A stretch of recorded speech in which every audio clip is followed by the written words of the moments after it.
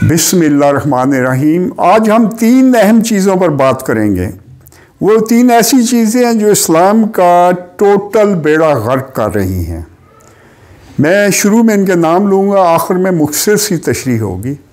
उनमें सबसे पहली जो चीज़ है वो है बेलगाम शफात, कि अल्लाह ने हर एक को माफ़ कर देना है और वो हर मुसलमान को, और वो जन्नत में चला जाएगा। दूसरी चीज़ है जिसे आप कहते हैं कि तकदीर लिखी हुई है। ये भी एक ऐसी चीज़ है जिसकी वजह से हज़ारों ख़राबियाँ शुरू हो जाती हैं। इसकी तशरीह बाद में होगी। तीसरी जो मैं आपको बताना चाहता हूँ कि कुरान पाक अपनी तफसीर खुद करता है। तो इन 3 चीज़ों की मुख्तसर सी तशरीह ये है कि अगर शफात पर ही हमने जानना है तो फिर नेक अमल करने का फ़ायदा क्या है। ये ईसाइयों से ये आइडिया आया। हज़रत ईसा ने ये आइडिया नहीं दिया था, लेकिन सेंट पॉल ने ये आइडिया लोगों में डाला, जिसमें यह था कि हज़रत ईसा हमारी खातर सूली चढ़े हैं, हम सब जन्नत में जाएंगे, हज़रत ईसा को मानने वाले सब लोग। जिसका नतीजा ये निकला कि दुनिया तो धड़ाधड़ ईसाई होनी शुरू हो गई, लेकिन इसी चीज़ ने ईसाइयत के किरदार का बेड़ा गर्क कर दिया। और इसी वजह से आज से 150 साल पहले सब के सब लोग दैर्य होना शुरू हो गए ईसाइयत को छोड़कर। अब दूसरी चीज़ है कि तकदीर लिखी हुई नहीं है, तकदीर आप अपने अमलों से लिखते हैं।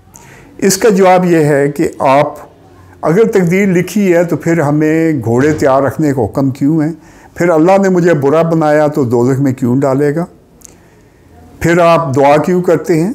देखिए, तकदीर आप अमलों से ख़ुद लिखते हैं। तकदीर आपकी, आप जहाँ पैदा होगे आपने एक दिन मरना है, अच्छे अमल की अच्छी जज़ा है, बुरे की सज़ा है, ये आपकी तकदीर है। इससे बढ़कर कोई नहीं है। मौत का वक्त भी अमलों से आगे पीछे होता रहता है।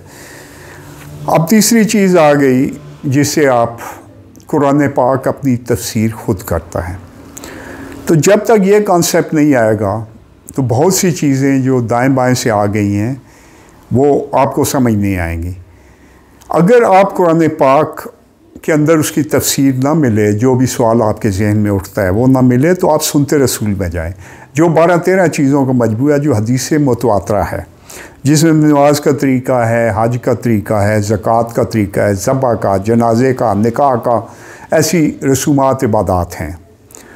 तो ये जो चीज़ें हैं आप, यानी कुरान पाक अपनी तफसीर खुद करता है।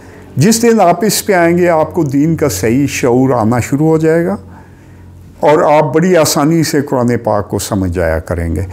आपका बहुत बहुत शुक्रिया। अल्लाह हाफिज़।